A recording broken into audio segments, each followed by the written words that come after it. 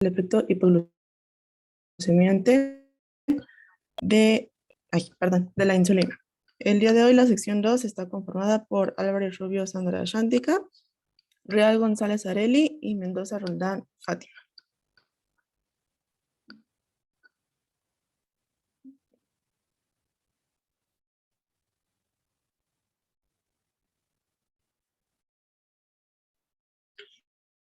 Sí. Los objetivos de esta práctica serán determinar el efecto que genera la administración de Aloxan en ratas, determinar el efecto que ejerce la insulina en ratas tratadas con Aloxan y en ratas no tratadas con Aloxan, y determinar y cuantificar el efecto hipoglucemiante de la insulina en ratas diabetizadas con Aloxan utilizando un sistema simulado. Voy a pasar a la siguiente, por favor. La hipótesis planteada son: la administración de Aloxan en ratas induce el desarrollo de diabetes mellitus tipo 1. La administración de la insulina en ratas tratadas con Aloxan permite regular y disminuir los niveles de glucosa en el organismo. La administración de insulina en ratas no tratadas con Aloxan disminuirá los niveles de glucosa en el organismo severamente, provocando afectaciones fisiológicas como hipoglucemia. Puede pasar a la siguiente, por favor.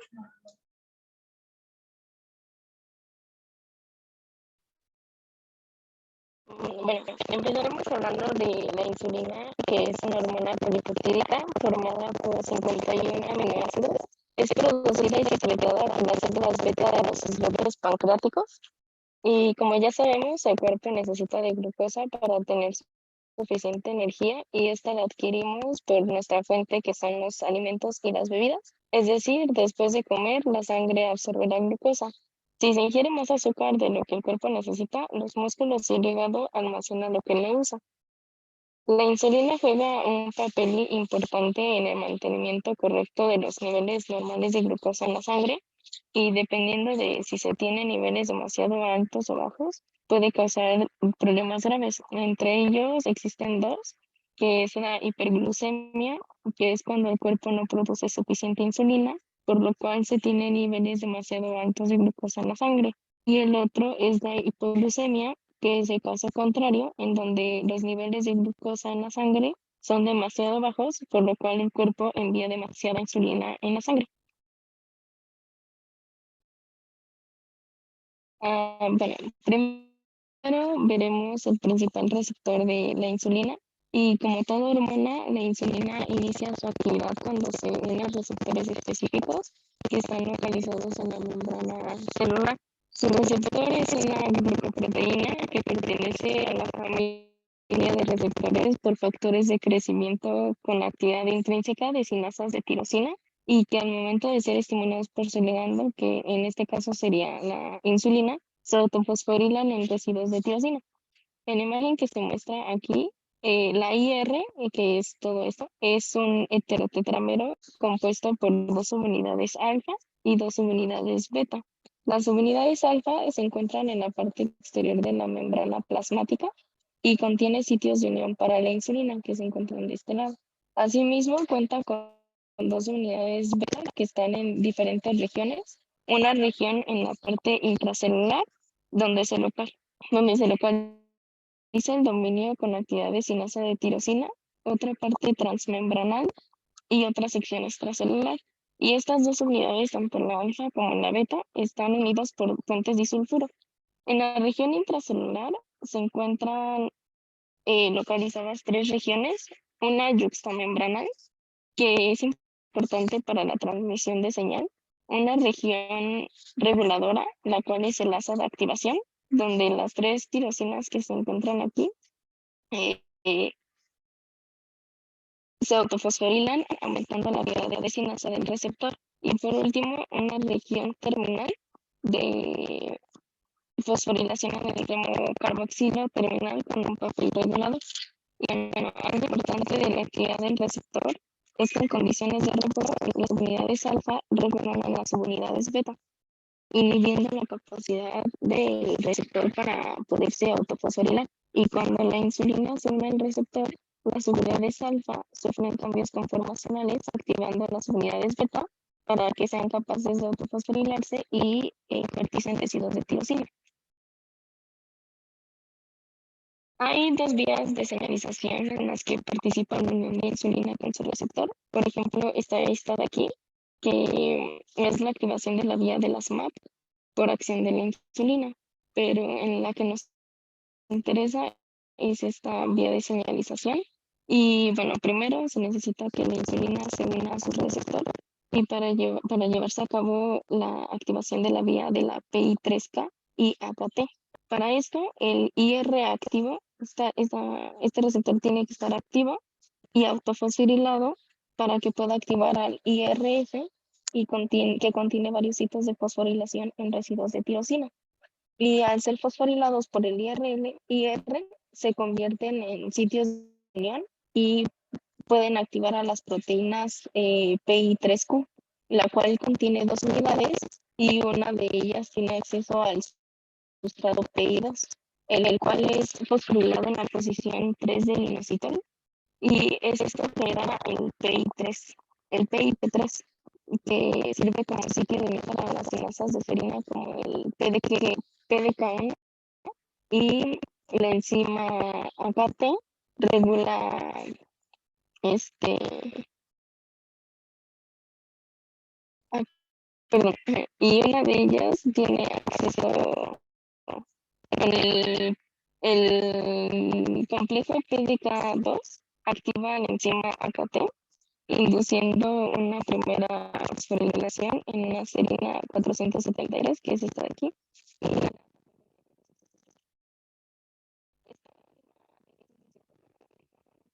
La enzima AKT regula varios de los efectos metabólicos de la insulina a través de la regulación y activación de diferentes sustratos que propagan la respuesta. Por ejemplo, la enzima AKT activa el sustrato emetor aumentando la síntesis de proteínas. Asimismo, hace una inhibición en el sustrato FOXO, aumentando la adipogénesis. Hay una inhibición en la proteína GSK3, aumentando la síntesis de glucógeno. Y hay una inhibición en la castasa 9, que hay una disminución de la apoptosis. Esta primera vía de acá, es importante porque es el principal mecanismo por el que la insulina ejerce sus funciones en el metabolismo. Y para terminar este mecanismo, la insulina promueve la translocación del transportador GLUT4, que es el transportador de glucosa, de los compartimentos intracelulares a la membrana celular, a la membrana plasmática, perdón. La proteína AS160, en su estado no fosforilado y activo, regula negativamente a las proteínas pequeñas RAF, las cuales participan en el tráfico vesicular del GLUT4. Esta proteína estimula la hidrólisis del GTP unido a la RAF, generando el RAF-GDP inactivo. Y bueno, esto inhibe el tráfico vesicular. Y por el caso contrario, cuando la proteína 160 es fosforilada por el AKT, es decir, que el AKT inhibe a esta proteína, hay un incremento en el tráfico dependiente del RAF-GTP y por lo tanto el GLUT4, que es el transportador de glucosa, pasa a la membrana plasmática. Como ya se había mencionado, la principal fuente de la insulina es la de mantener la concentración de glucosa en sangre en un rango normal entre 80 y 105 miligramos por decilitro, favoreciendo la entrada y el almacenamiento de este nutriente en músculo y tejido adiposo, mientras que en el hígado se favorece su almacenamiento y se inhibe su producción. Por lo tanto, en el caso de la hipoglucemia, que es un bajo nivel de glucosa en sangre, se puede ver cuando el nivel en sangre decae por debajo de lo normal, es decir, por debajo de los 70 miligramos por decilitro, como este ejemplo que les presentamos, que es de 50 miligramos por decilitro. Y bueno, un poco de lo que ocurre como mecanismo en hipoglucemia es que aumenta la producción de una serie de hormonas de contrarregulación, que son el glucagón y la epinefrina, que en esta imagen, bueno, ahorita el internet no me agarra bien, pero aquí se veía que el glucagón aumentaba, entonces produce un aumento en la gluconogénesis, que es la degradación del glucógeno a glucosa, y esto eleva las cifras de la glucemia. Y bueno, este, esta elevación de glucemia también se puede dar por un aumento, digo, por una disminución de la captación periférica de glucosa o por inhibición de secreción de insulina. ¿Cómo nos podemos percatar de que tenemos hipoglucemia? Bueno, los síntomas que se presentan es temblor, hambre, confusión, mareos, debilidad, palpitaciones, falta de coordinación, visión borrosa, sudoración, dolor de cabeza. Y bueno, estos como síntomas de leves a moderados. Y hablando de síntomas severos, estas están las convulsiones, la incapacidad de comer o beber o la pérdida de conocimiento. Sin embargo, se puede tener uno o más síntomas que pueden ser de leves a moderados y en ocasiones hay personas que no presentan ninguno de estos síntomas. Y estos síntomas se presentan porque se activan células del hipotálamo responsables de la descarga del sistema nervioso simpático.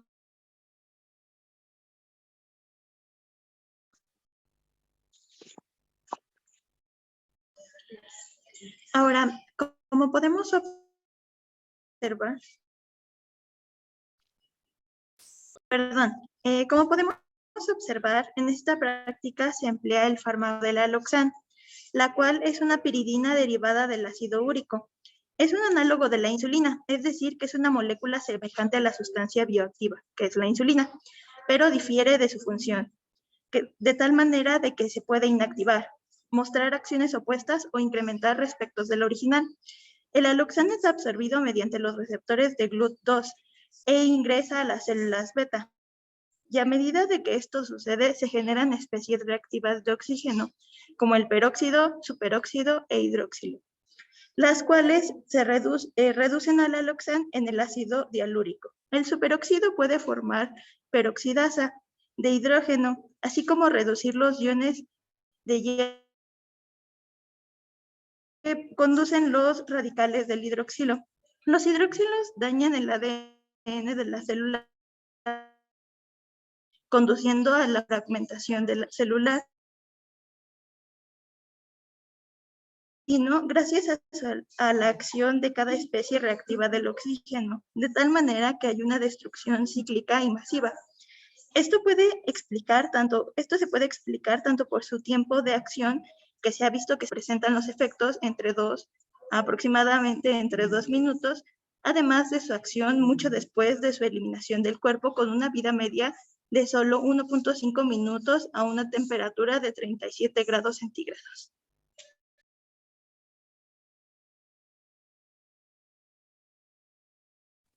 Como bien menciona mi compañera, el aloxano es un compuesto empleado específicamente en modelos animales, es decir, a nivel de experimentación, y va a inducir a la diabetes, pero específicamente la diabetes mellitus tipo 1. ¿Por qué? Recordemos que el aloxan conduce a esta ablación o destrucción de las células beta de los islotes pancreáticos y así se va a generar una deficiencia de producción de insulina. Esta característica de deficiencia de insulina es específica para la diabetes mellitus tipo 1, que se diferencia de la diabetes mellitus tipo 2, ya que esta última es causante por una resistencia a la insulina, es decir, que hay una tipo 1, pues no hay células que la produzcan y muchos de sus síntomas se mencionan a continuación. El primero claramente pues será la hiperglucemia, porque no está presente esta hormona que regula los niveles de azúcar en la sangre. También hay pérdida de peso, fatiga, se presenta polidipsia, que es una necesidad excesiva de consumir agua, es decir, mucha sed, porque pues estos niveles elevados de glucosa en la sangre necesitan ser disminuidos. Y también poliuria, que es una producción excesiva de orina, entonces la persona pues va a tener necesidad de orinar constantemente. Cuando es realmente crónica, se pueden presentar neuropatías, es decir, puede conducir a las personas que presentan diabetes mellitus si no se trata adecuadamente. La siguiente, por favor. Ok, la metodología 6. Este es un paquete de valores, donde nosotros solo vamos a emplear el simulador de sistema endocrino que se encuentra en el módulo de la farmacología en la parte de simuladores. Este va a ser ejecutado con el Adobe Flash Player que utilizamos para la práctica de la semana pasada. Como mi compañero lo está haciendo, se van a colocar los 5 tubos de ensayo en la gradilla y cada uno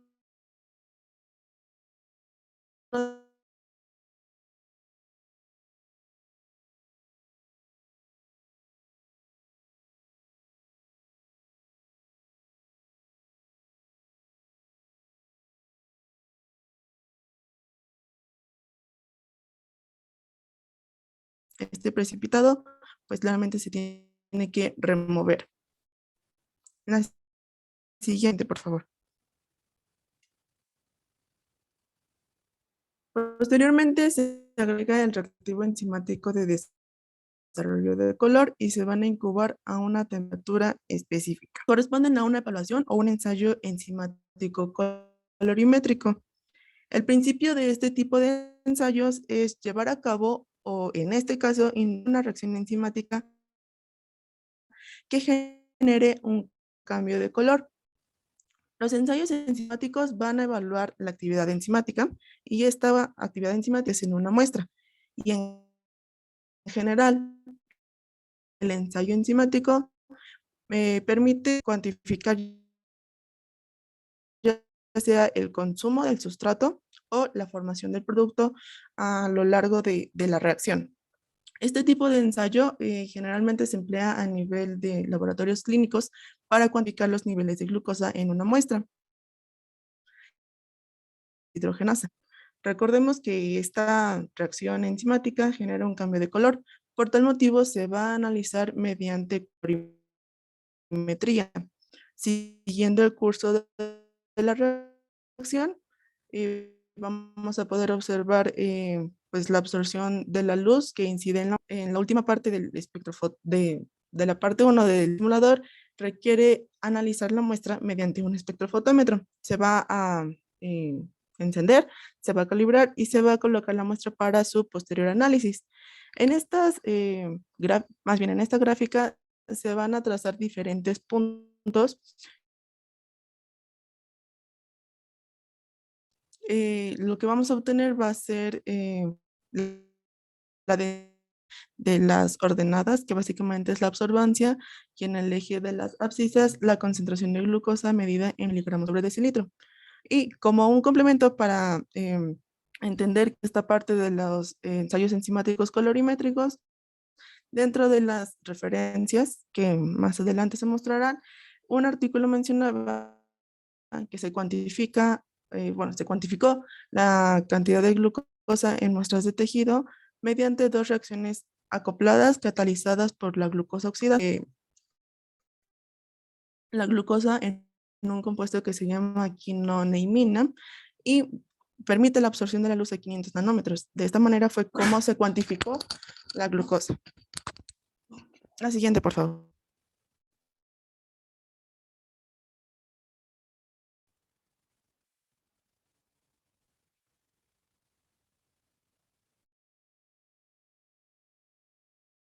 Ya en la experimentación con modelos animales se tendrá una rata control a la cual se administra solución salina y una rata experimental. Se van a tomar muestras de sangre, como mi compañera lo está mostrando, y posteriormente a ambas se va a administrar insulina. Nuevamente se tomarán muestras de sangre a cada una de las ratas.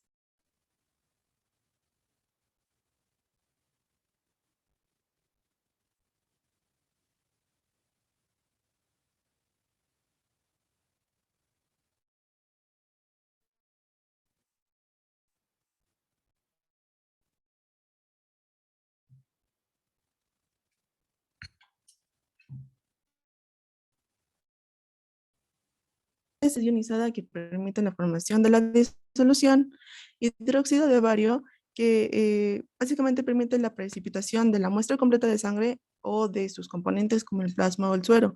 Este sobrenadante o ese filtrado posteriormente puede someterse a un análisis para la cuantificación de glucosa y al final se debe agregar, perdón, heparina, que es un fármaco anticoagulante que pues, evita la formación de coágulos. Nuevamente se van a mezclar, se van a centrifugar. Esto va a generar un precipitado que debe retirarse. Y recordemos que estamos haciendo ensayos enzimáticos formadores de color para poder evaluarse en un espectrofotómetro. En este caso, el análisis de las muestras de sangre arroja una línea amarilla que va a corresponder a la absorbancia de las muestras de sangre tratadas. Y hay un comando que se llama Graph Glucose Standard que va a permitir visualizar la curva patrón antes, bueno, que realizamos en la parte 1 del experimento. Bueno, se va a poner sobre el gráfico y también va a aparecer un cursor rojo, el cual se va a poder arrastrar, ya sea de izquierda o a derecha, que va a permitir determinar la concentración de la muestra de glucosa en la muestra de sangre.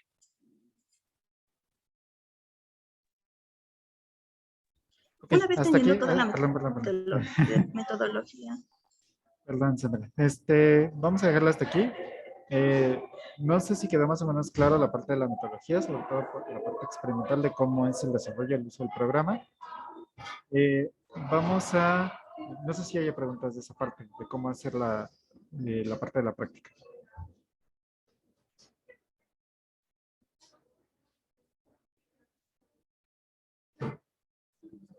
Sí, ¿no? Más o menos. Los demás equipos. No, profesor, no hay preguntas. Entonces, como pueden ver, es una práctica simulada que más o menos intenta representar algunas actividades de manera experimental. Como bien mencionado en el objetivo de la práctica, se trata de identificar exactamente cómo puede tener efecto hipoglucemiante el agente de insulina en presencia de unas condiciones diabéticas con un animal simulado. Entonces, ahorita por equipos, o digamos los integrantes que se quedan por equipos, van a hacer esta práctica y van a obtener por lo menos 6 resultados de cada uno de los diferentes grupos. Es decir, van a hacer 6 controles, 6 con aloxan, 6 con insulina y 6 con insulina y aloxan. Entonces, una vez que ya tengan sus datos, los van copiando a una tabla de Excel para que podamos hacer el análisis estadístico y más o menos interpretar cuáles son los resultados. Una vez que ya tengan esta parte, vamos a continuar con la parte de resultados. Vamos a mostrar cómo hacer el procesamiento de los datos y vamos a discutir acerca de unos temas que realmente sus compañeros lo hicieron bastante bien. Dieron como los elementos importantes, sin embargo vamos a lo mejor resolver algunas dudas y puntualizar algunos conceptos que no hayan quedado tan claros. Entonces vamos a trabajar, ¿qué les damos? 45 minutos. Entonces, ¿qué será? Como 5 para las 12. Nos regresamos a esta parte nos regresamos aquí al Zoom para, para ver cómo les fue en la parte de la evaluación, ver así un poquito acerca de la discusión y ver cómo pueden hacer el tratamiento de los resultados. Inclusive si nos sobra tiempo pueden empezar a hacer tanto las gráficas y empezar a ver cómo hacer la representación de sus datos. ¿Tienen alguna pregunta?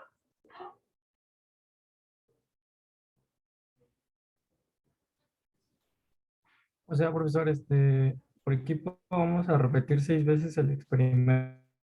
Bueno, los dos Ajá, sí, experimentos que se hacen exactamente. en el simulador. Sí, Ok, 6 va. veces en el simulador, es decir, van a volver a reportar y ven que les va a dar valores que son relativamente similares, sin embargo va a cambiar ya sea 1 o 3 unidades aproximadamente entre cada repetición. Van a anotar esos resultados en una tabla de Excel con su respectivo control y lo van a hacer para cada tratamiento.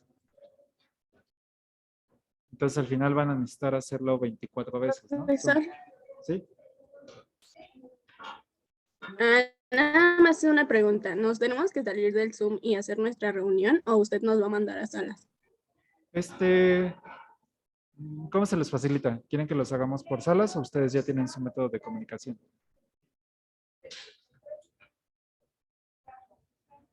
Pues yo sí preferiría la sala.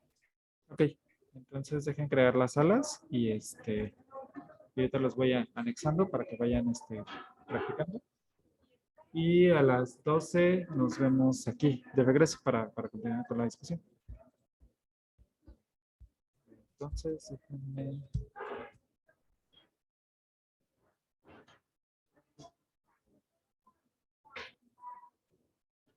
¿Cómo está la conexión? Porque ahorita estoy aquí en la facultad y no sé si está intermitente o está bien.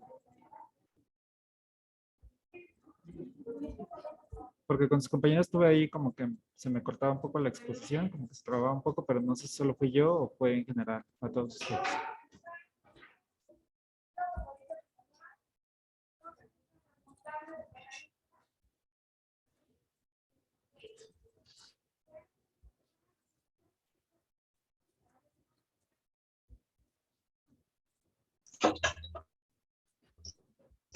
Bien.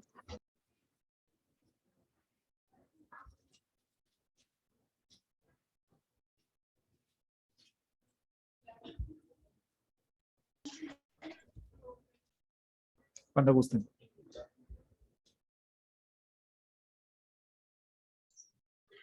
Una vez teniendo toda la metodología realizada y con nuestros datos tabulados, como se muestra aquí, y contando con los datos del control con oscila insulina, así también como con el problema con oscila insulina, podemos empezar a analizar nuestros datos.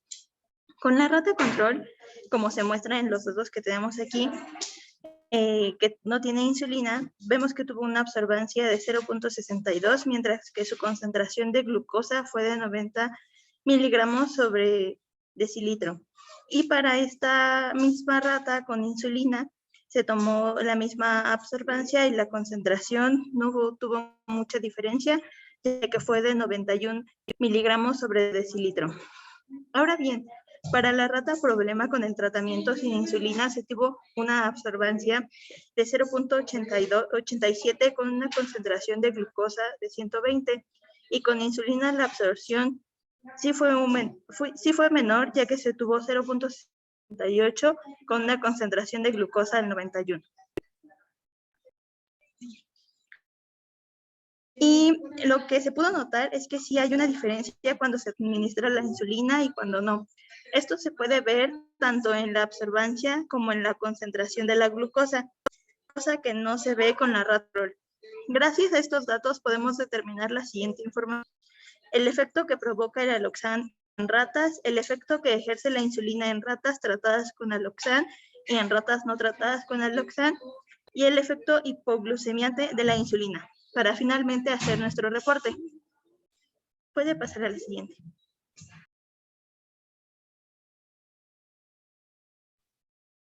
Bien, nuestras conclusiones es que el aloxan produjo un efecto hipoglucemiante que significa un aumento en la concentración de glucosa en sangre en la rata que fue administrada únicamente con esta sustancia, por lo que se puede simular la reserva de la diabetes en una experimentación. Y a dosis terapéuticas, la insulina no puede disminuir la concentración de glucosa en sangre más allá de los valores basales. Es decir, no es una sustancia que pueda producir hipoglucemia.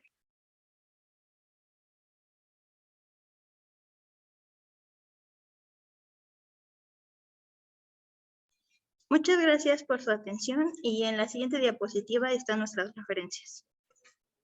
¿Pueden regresar un poco a las conclusiones? La última me suena un poco rara.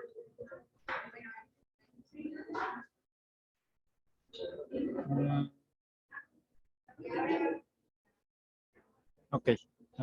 Sí. Muy bien. Entonces, los demás miembros de los otros equipos, ¿tienen preguntas sobre los conceptos? ¿Cómo funciona la insulina? ¿Cómo funciona el aloxan? ¿Cuál fue el objetivo de la práctica? ¿O qué se espera observar con este tipo de ensayos? A ver, cuéntame.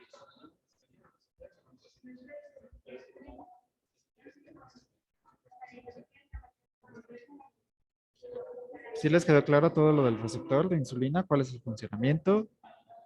¿Cómo es que se internaliza la insulina? ¿Cómo reacciona con su receptor? ¿Y cómo permite la la absorción de glucosa en el organismo, todo ese mecanismo. Mm, Bueno, yo tengo más dudas sobre el mecanismo propiamente del aloxan. Ok. Ok, podemos regresar a donde tienen su estructura del aloxan.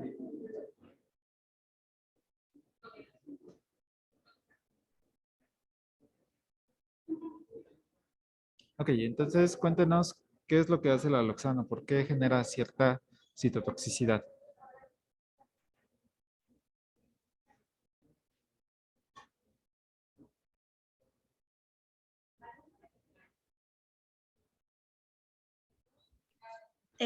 Sobre el aloxan, bueno, habíamos dicho que principalmente es por los receptores de GLUTA2 y se ingresa a las células beta, y estas son las que producen especies del oxígeno y que crean, que luego se reducen y crean el ácido dialúrico, y que estas mismas especies reactivas son las que se van a encargar de reducir iones como los del hierro 3, o también crear, bueno, reaccionan con los islotes pancreáticos, y son los que actúan con la fragmentación celular y muertes de las células y cosas por el estilo.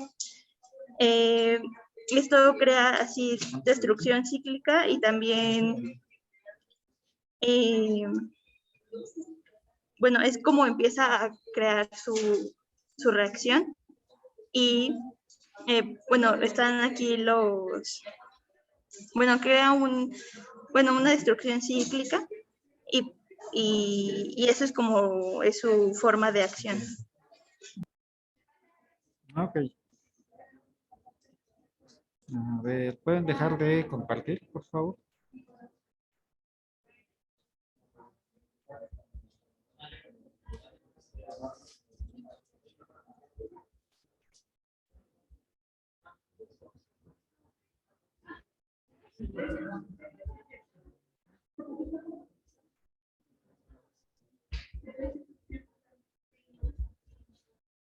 Ok, entonces, primeramente vamos a ver sobre el aloxan. Entonces, el aloxan es una... ¿Sí están viendo, verdad? Sí.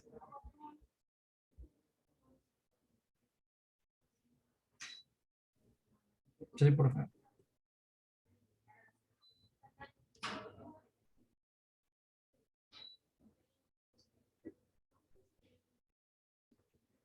Entonces, básicamente esta es la estructura del aloxan. Vemos que es una molécula que tiene diferentes grupos ceto, y tenemos también así como uno unidos directamente a un grupo, a estas dos diacilas, ¿no? Entonces, ¿qué es lo que ocurre? Muchas de estas moléculas que tienen bastantes hidroxilos pueden entrar en un estado como de resonancia o tautomería específicamente. Entonces, esta tautomería principalmente lo que genera es, por ejemplo, en un punto, generar este hidroxilo, una resonancia.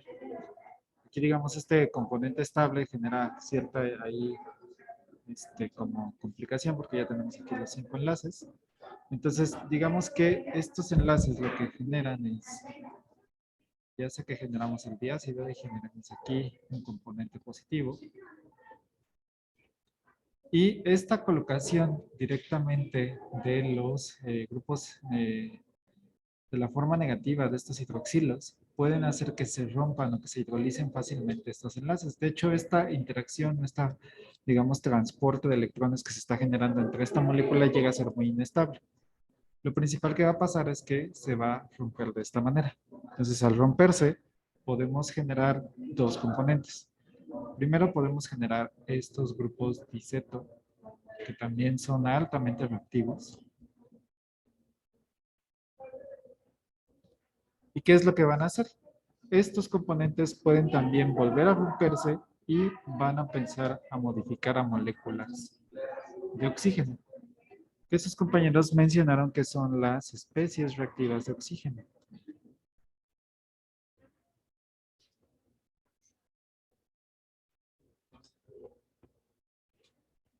Entonces, ¿qué es lo que se hace? Que se van a formar componentes radicalarios. Los radicales libres, vamos a mencionarlos de esta manera. Pongamos que tenemos aquí y tenemos, esta es la representación de un radical. Quiere decir que si nosotros contamos cuántos electrones tiene su última capa de valencia, tiene 6 electrones. Quiere decir que si vemos, por ejemplo, la familia donde está el oxígeno en la tabla periódica, vemos que está en la familia 6. Entonces quiere decir que él está estable, es decir, tiene los electrones necesarios para estar en su forma original. Sin embargo, para poder completar su octeto le hace falta 2 electrones, ¿no? Entonces necesita empezar a buscar electrones para poder estabilizarse. ¿Qué es lo que va a hacer? Que, por ejemplo, supongamos tenemos aquí otra molécula de oxígeno.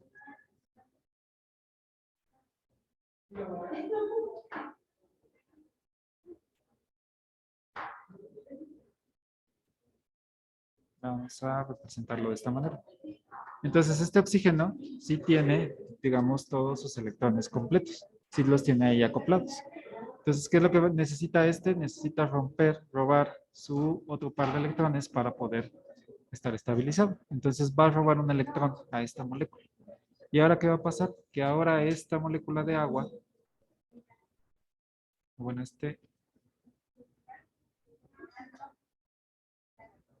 ya va ahora a formarse un radical libre. Entonces, este proceso de estar robando electrones a moléculas pequeñas se va a llamar la cascada de reacción radicalaria. Es decir, un radical empieza a robar un electrón a otro radical, a otra molécula y genera un nuevo radical. Entonces, esta amplificación puede continuarse robando otros componentes de electrones a otras moléculas y así sucesivamente. ¿Qué es lo que va a pasar? El aloxano, al romperse directamente, al ser transportado al interior de las células beta pancreáticas, empieza a reaccionar con todos los componentes que está dentro de la célula. Entonces empieza a incrementar un montón de especies reactivas de hidrógeno, que pueden ser, por ejemplo, radicales peroxido. Tenemos también radicales hidroxilo. Tenemos reactivos también de nitrógeno, especies reactivas de nitrógeno.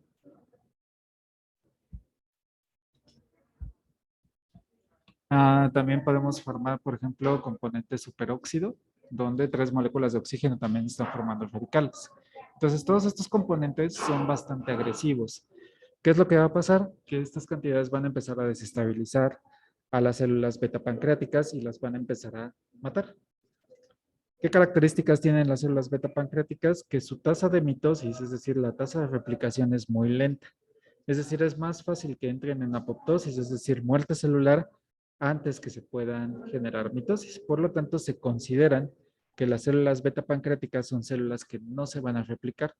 Entonces, una vez que destruimos directamente las células beta pancreáticas, ya no vamos a poder restablecerlas. Y si recuerdan, en el inicio se mencionaba que teníamos una clasificación de los diferentes tipos de diabetes. Teníamos la diabetes tipo 1 y diabetes tipo 2.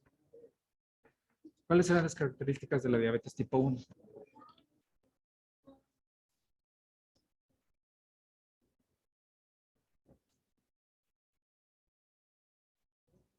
¿O cómo se le denomina la diabetes tipo 1? No hay una deficiencia absoluta de insulina. Deficiencia de insulina. Quiere decir que se considera como insulino dependiente.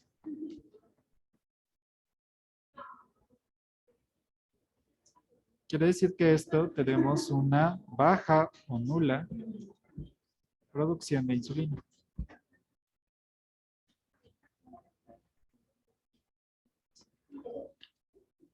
Mientras que en el caso contrario, por ejemplo, de la diabetes tipo 2, tenemos un mal funcionamiento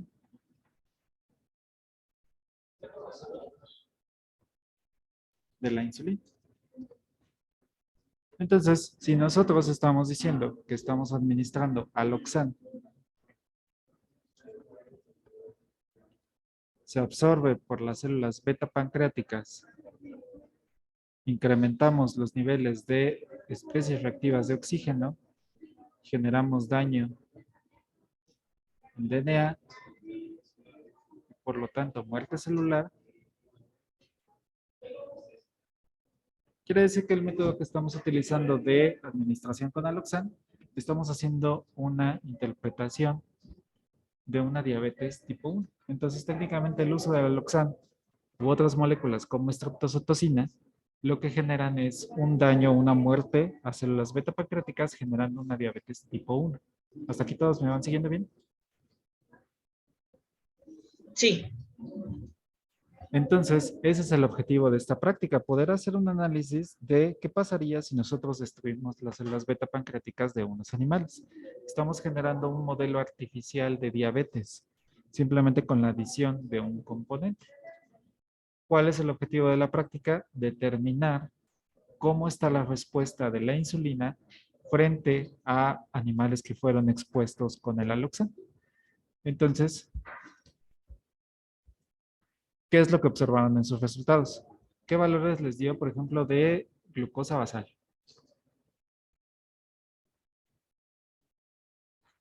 Así aproximado.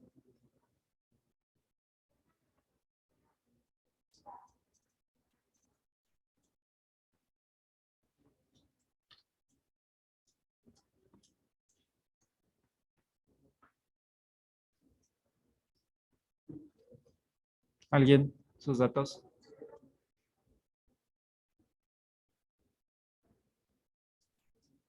Pues a mí me dio 86 miligramos sobre decilitro.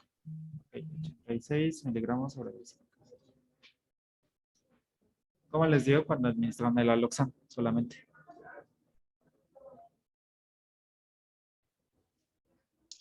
En mi caso, de 129 miligramos sobre decilitro. Con insulina, ¿qué valores les dio?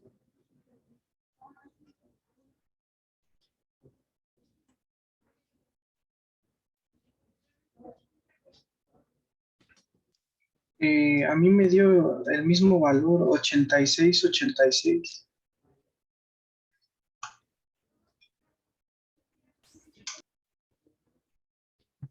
Y con insulina y aloxan, ¿cuánto les dio?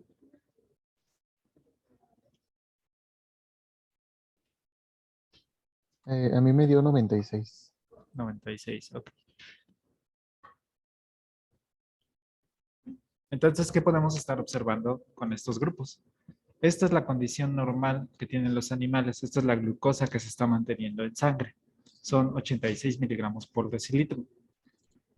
Vemos que con la insulina los valores no se modifican. Quiere decir que podemos estar secretando insulina, pero el organismo sabe cuándo necesita recapturar esa glucosa. Si no existe una demanda energética por parte del organismo, no hay necesidad de estar reabsorbiendo esta glucosa. Por lo tanto, los niveles de glucosa en sangre con administración de insulina no se van a modificar o se van a modificar muy poco. Esto es por diferentes mecanismos de reserva que tiene el organismo para estar controlando los efectos hipoglucemiantes. ¿Qué observamos cuando administramos aloxan? Que al haber pérdida de células beta pancreáticas ya no hay producción de insulina. Al no haber insulina, quiere decir que no se va a reabsorber esta glucosa a los diferentes tejidos. Entonces, ¿qué va a pasar? Que se va a estar incrementando.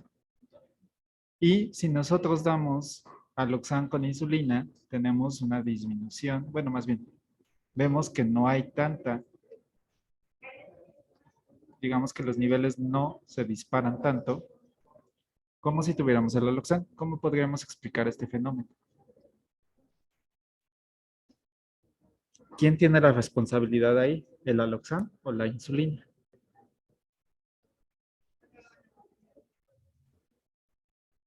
¿O qué creen que esté pasando dentro del organismo?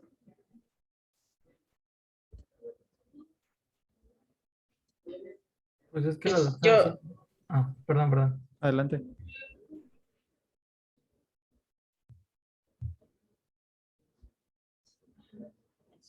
Creo que iba a participar Andrea. A ver, Andrea.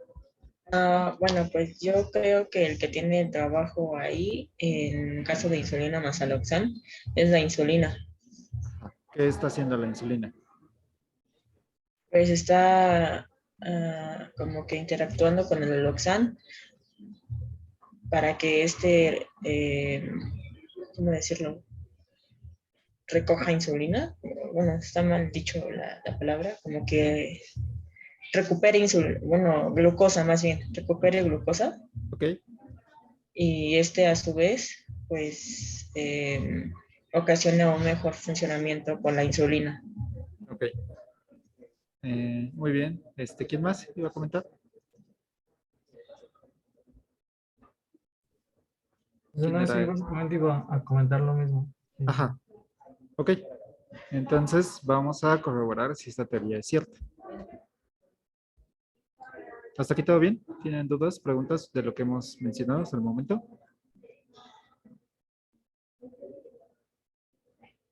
Por el momento todo bien. ¿Todo bien? Ok. Entonces,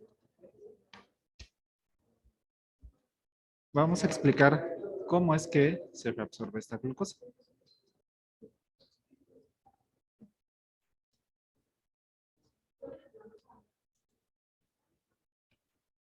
Entonces, la glucosa llega directamente por parte de los alimentos. Llega directamente hacia la boca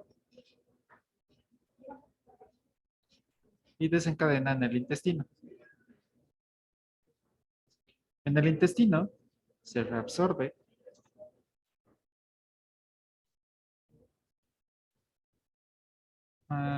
bueno, sí, todos más lo veremos en la práctica de glicosamina, pero bueno, se reabsorbe directamente hacia torrente sanguíneo, hacia la sangre. Esta reabsorción directamente en intestino es a través de los transportadores SGLT tipo 2, que son transportadores de sodio y glucosa. Entonces, estos permiten el paso directamente hacia la sangre. Una vez en sangre, esta glucosa va a viajar directamente hacia el páncreas. Entonces, directamente en el páncreas, en las células beta pancreáticas, va a ser reabsorbida por los transportadores de GLUT1. Entonces vamos a poner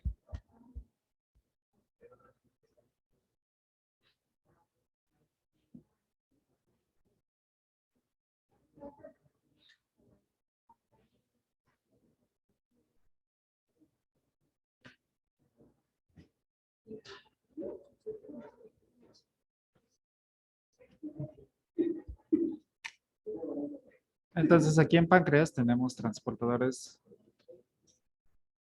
GLUT1 o GLUT2, dependiendo de la especie. Estos son transportadores que permiten el ingreso de la glucosa del espacio de la sangre directamente hacia el páncreas. Directamente aquí en el páncreas, lo que va a ocurrir es que van a entrar directamente a la glucosa y esto se va a ir directamente hacia glucólisis. Si no han visto esta parte en bioquímica, sabrán que la glucólisis lo que se genera es principalmente energía. Esta energía es directamente a través del ATP. Entonces, cuando incrementamos el ATP, lo que va a ocurrir es lo siguiente. Tenemos canales de potasio que están aquí en el páncreas.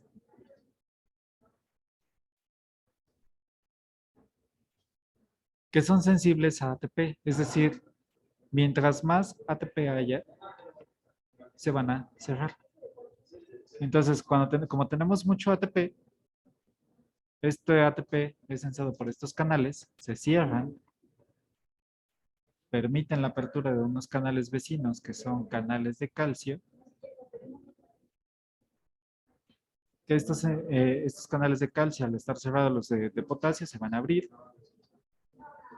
y van a facilitar la liberación de insulina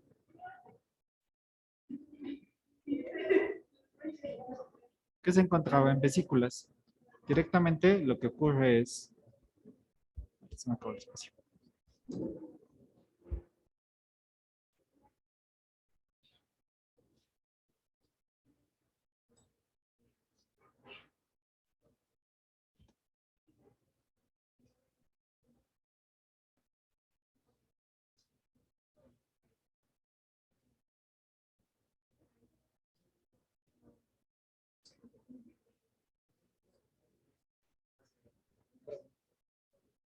Entonces, entra calcio del espacio extracelular y este calcio se va a empezar a acumular acá. Tenemos diferentes vesículas donde tenemos contenidas a la insulina. Entonces, cuando el calcio se incrementa, las vesículas tienden a llegar a la parte de la pared celular. Y aquí lo que va a pasar es que esta insulina se va a liberar. Pero, ¿dónde se va a liberar esta insulina? Se va a liberar directamente en sangre. Entonces ahora ya tenemos liberada esta insulina. ¿Qué va a hacer esta insulina? Pues va a viajar sobre torrente sanguíneo. Recordemos que aquí todavía tenemos parte de glucosa que nos absorbió. ¿Y qué va a pasar? Directamente en células, como son, por ejemplo, de músculo esquelético,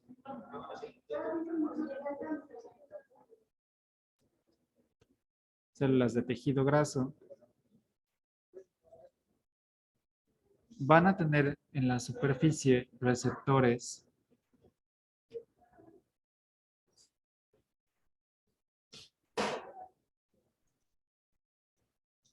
de insulina. Entonces, la insulina se considera que es una hormona, es decir, tiene diferentes funciones. Puede generar procesos de desarrollo celular, crecimiento celular, funciones de metabolismo, todo lo que explicaron sus compañeras a través de las diferentes vías de señalización. De hecho, les mencionaron activación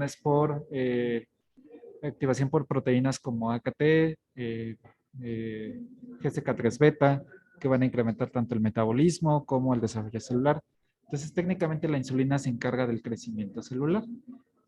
Sin embargo, lo que nos interesa a nosotros es ver qué le va a hacer a la glucosa, porque parte de lo que necesita para poder generar todo ese proceso de crecimiento celular es obtener esa energía para que los músculos y los diferentes tejidos puedan generar este tipo de componentes energéticos. Entonces, ¿qué es lo que va a pasar?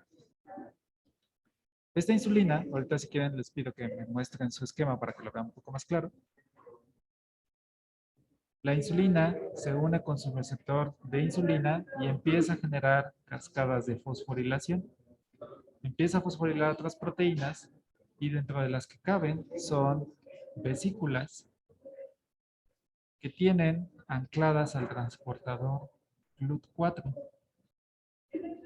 Entonces, cuando estas vesículas son fosforiladas por el receptor de insulina, van a tener a expresarse. Entonces, en estas células ahora vamos a expresar receptores GLUT4. ¿Y qué va a pasar?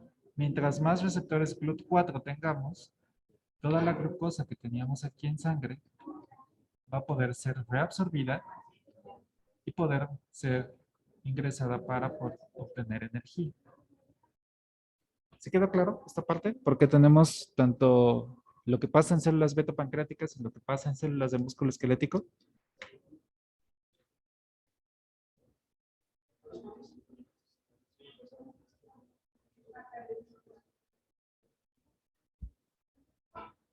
Chicos, por favor, contesten.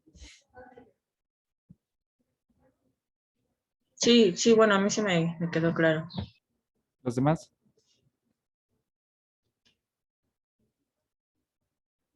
Sí, también. Sí, está claro. Ok.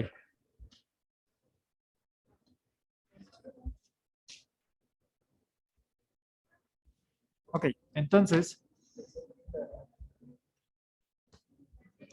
con todo esto y regresando, bueno, vamos a ver si podemos hacerlo aquí. Regresando a este punto, ahora tenemos el extra, que es el aloxan. ¿No? El aloxan, de igual manera, va a entrar por los transportadores GLUT1, llega aquí y va a empezar a matar a la célula beta pancreática. Entonces, al matar a esta célula beta pancreática, lo que va a pasar es que ya no va a haber liberación de insulina. Por lo tanto, este proceso que está aquí ya no va a ocurrir. Ahora, yo les preguntaba cómo podíamos saber si el efecto era por parte de la insulina o por parte de la aloxana. Entonces, existen dos teorías. Supongamos que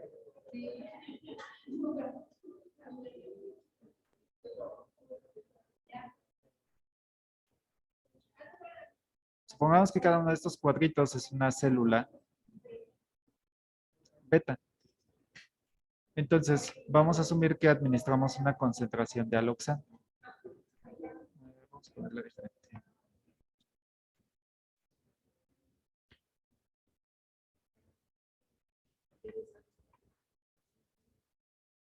Ok, entonces supongamos que la concentración que administramos o la dosis que administramos de aloxana equivale a esto, a solamente 3 moléculas de aloxana. Entonces, cada molécula se encarga de matar a una célula beta pancreática.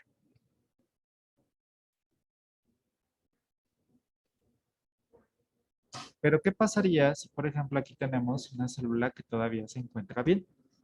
Si esta célula que se encuentra bien, ella puede producir insulina. Y entonces, ¿qué va a pasar? Que pues va a generar directamente con su célula vecina de músculo esquelético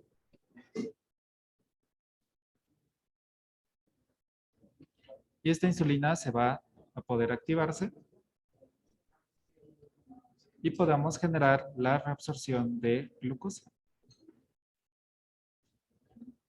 Entonces, ¿cómo vamos a observar nuestros resultados? Vamos a observar de la siguiente manera. Con el aloxan, vemos que solamente con aloxan estamos teniendo niveles, vamos a decir, de 140 miligramos por decilitro. Si supiéramos que este aloxan mató a todas las células beta pancreáticas, en el momento de que logramos aloxan más insulina, estos valores deberían de ser muy similares. Debería de estar en 139, 130 a lo mucho miligramos por decilitro. Entonces, de esta manera, sabemos que ya no hay ninguna célula viva que pueda producir insulina y que pueda facilitar la recaptura de la glucosa en sangre. Sin embargo, lo que nos está diciendo nuestros resultados es lo siguiente. Estamos viendo que con el aloxan que está en 130, después agregamos insulina, bajó a 96. Entonces, quiere decir que la poquita insulina que todavía sigue viva está haciendo el efecto de bajar estos niveles de glucosa en sangre. Entonces, posiblemente lo que estamos observando es este escenario, donde solamente tengamos la mayor parte de las células beta pancreáticas sí se murieron, pero tenemos unas pocas que todavía siguen con vida y que todavía siguen absorbiendo esta glucosa. Recordemos que el ensayo lo que nos mide es cuánta cantidad de glucosa en sangre está.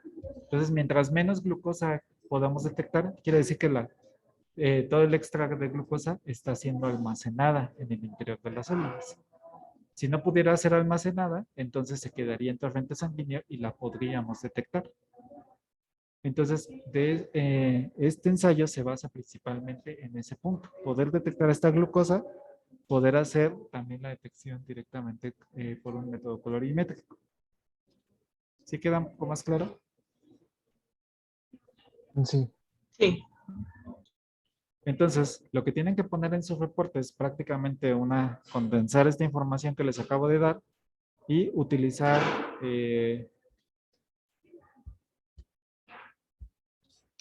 van a colocar en su reporte, de hecho esto está muy sencillo, tienen que colocar sus diferentes gráficas.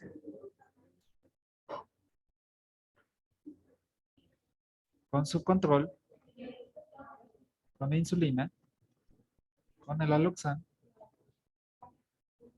y aloxan más insulina. Entonces van a graficar aquí la concentración de glucosa. Van a graficar su control, van a poner su desviación estándar para cada uno de los grupos. Y van a hacer un análisis de una vía, van a hacer una nova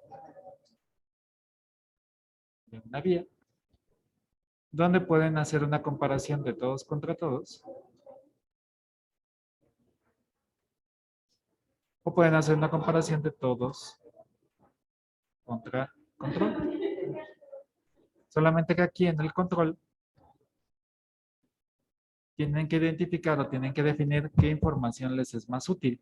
Si aquel que solamente tiene solución salina o aquel que solamente es la insulina. Entonces, si van a hacer una comparación, tienen que ver si los valores están iguales que con solución salina o si están distintos contra la insulina. Entonces, tienen que definir ahí cuál va a ser su control, qué elemento van a tomar. O si no, pueden hacer una comparación de todos contra todos y empezar a discutir qué es lo que se está observando, que es prácticamente lo que les acabo de mencionar, solamente intentar interpretarlo con sus palabras y complementar un poco más de la información que conocen. ¿Dudas de esta parte? Tanto del reporte como de los gráficos y eso. Yo tengo una pregunta, profe. Sí, claro. Entonces, un escenario, bueno, así como el esperado de la loxan con insulina, ¿vendría siendo una concentración de glucosa alta? Sí, por lo menos igual, o sea, si el modelo permitiera la muerte del 100% de células, veríamos que el aloxan solo da cierta cantidad de glucosa y a pesar de que damos insulina, como ya no hay, ya no tenemos quien produzca, pues entonces ya no vamos a tener efectos de la insulina. Ok, vale. Vale, muchas gracias. ¿Sí? ¿Alguien más? ¿Dudas? ¿Preguntas?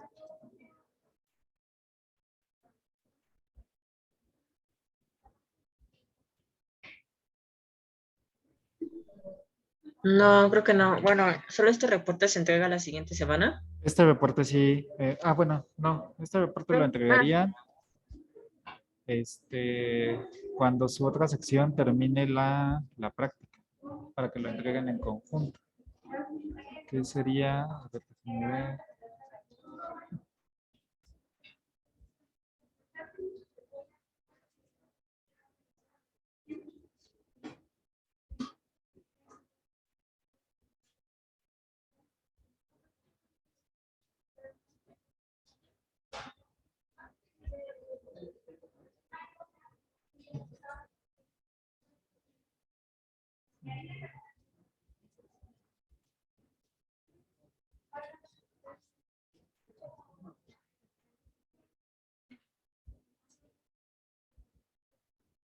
Ok, entonces, este es el calendario que les acabamos de subir. Entonces, hoy ustedes, la sección 2, hicieron la determinación.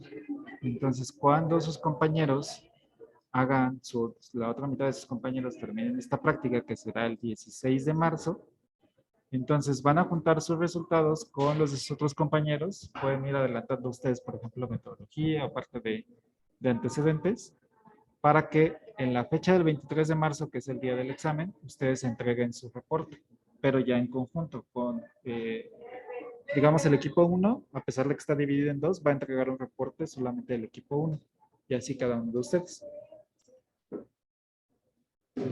Por eso les decíamos que puede haber semanas donde entreguen dos reportes, pero digamos por cómo se va traslapando las actividades. Disculpe, entonces esa semana se entregaría también el de diclofenaco, ¿verdad? A ver, las siguientes semanas en diclofenaco, sí, exactamente. Entonces el 23 de marzo entregarían diclofenaco. Por ejemplo, ahorita sus compañeros están aquí. La otra mitad está haciendo la práctica de diclofenaco. A ustedes les tocará hacerlo la siguiente semana, mientras ellos tienen la discusión. Pero ellos pueden pedirles a sus compañeros que vayan adelantando, ya sea, por ejemplo, parte de antecedentes o metodología, para que ya cuando les toque a ustedes la discusión, que es el 16 de marzo, ya tengan por lo menos avanzado un poco más su reporte. Y ya nada más con ustedes veríamos la parte de antecedentes teóricos y un poco acerca del procesamiento de datos. Ok, gracias. ¿Alguien más? ¿Preguntas? Profesor, ¿cómo es esta práctica? La práctica pasada. Seguí el tutorial que usted subió a la página, Ajá. pero no sé si mis resultados estén mal. ¿Ok?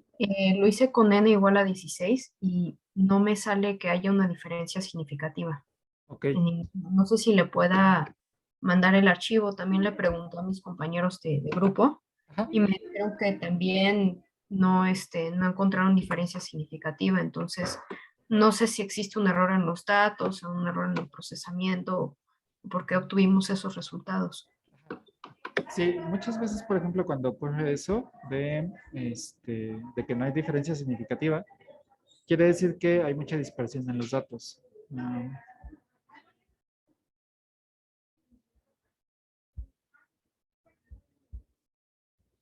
Entonces, recordemos que de manera gráfica o de manera estadística, cuando hacemos un gráfico,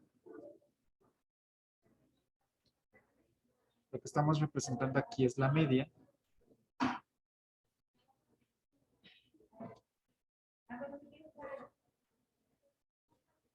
Y lo que vemos siempre en los márgenes o en los diferentes barritas es el valor máximo superior y el valor mínimo inferior. Entonces, ¿qué pasa? Si nosotros, por ejemplo, tenemos, supongamos que este es al inicio, y después con el tratamiento les dio esto. Puede ser que las medias sí sean distintas, pero si los resultados tienen mucha dispersión, digamos que lo que hacen los programas estadísticos es esto. Digamos, de manera burda, lo que hacen es una interpolación de las diferentes barritas, tanto los ejes superiores como los inferiores. Si existe un contacto entre los diferentes grupos, por ejemplo, en esta región de aquí, la prueba estadística asume que las dos poblaciones son iguales. Entonces, ¿qué les va a decir en los resultados? Que no es significativo. No hay diferencia estadísticamente significativa. Entonces, ¿cómo se puede corregir estos datos? Una manera de que pueden hacerlo, inclusive pueden intentarlo con sus datos para ver si les modifica algo, es calcular primeramente la media y la desviación estándar. Entonces vamos a hacer un pequeño ejercicio nada más para que lo intenten. Ajusten sus datos y ver si les puede dar o no. Entonces supongamos que su media es de 10 y su desviación estándar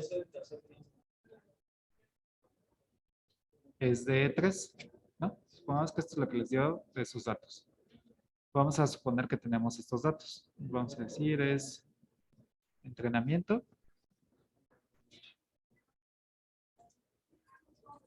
Tenemos 13, 10, 9, 8, 6, ¿no? Supongamos que estos son los resultados que tuvieron de los diferentes grupos.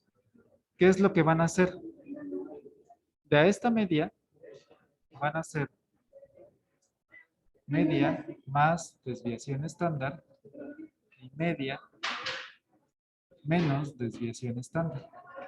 Entonces, si tomamos el valor de media más desviación estándar, este resultado va a ser de 13. Media menos desviación estándar va a ser un resultado igual a 7.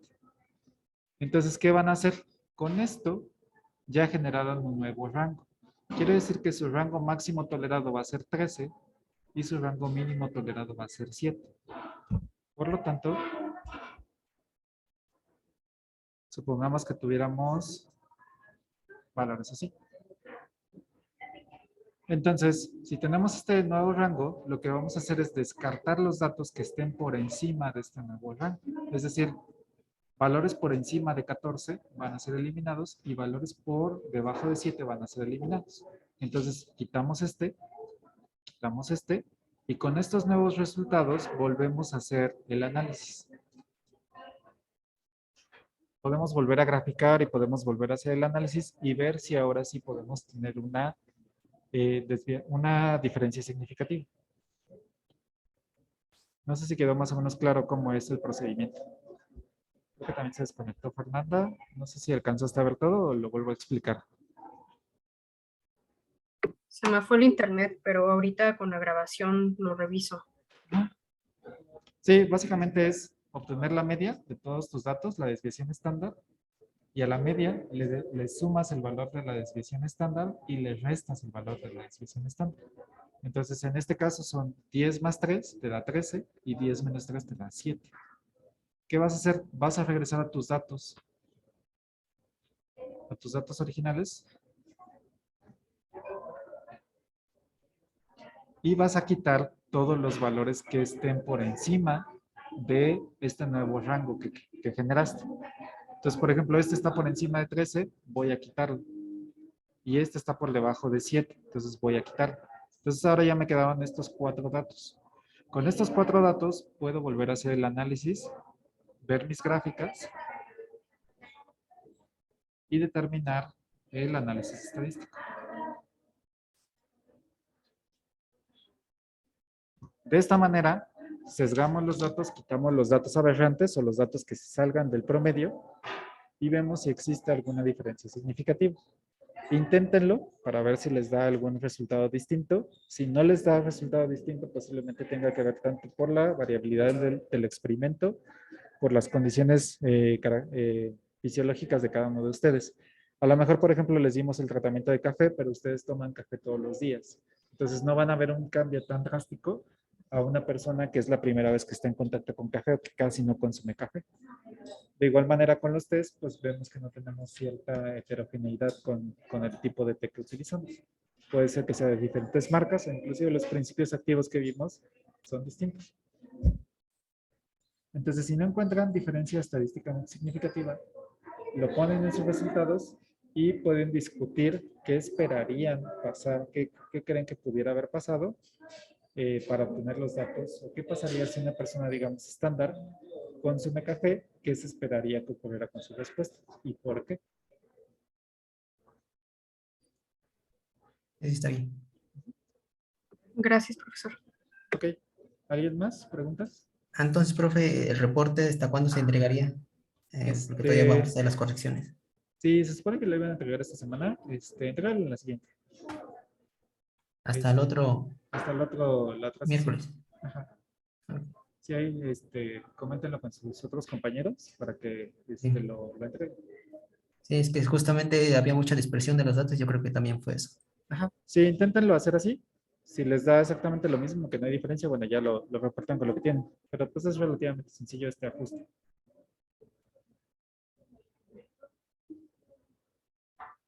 ¿Más preguntas?